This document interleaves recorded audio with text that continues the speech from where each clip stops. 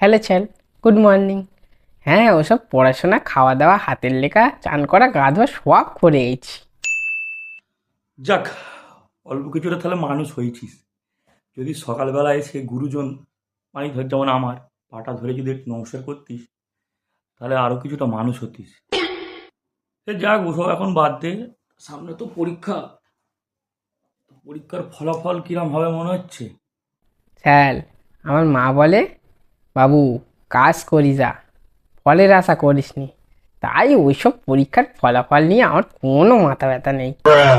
যতই হোক, মায়ের কথা তো ফেলতে পারিনি। তাই নাকি? আচ্ছা, তাহলে এবারে 2024-এর সব থেকে কঠিন প্রশ্নটা তোকে করলাম, বল তো, এই পুরো আকাশে কতগুলো তারা আছে? বল। এটা কোনো প্রশ্ন হলো স্যার? কাল আকাশে যতগুলো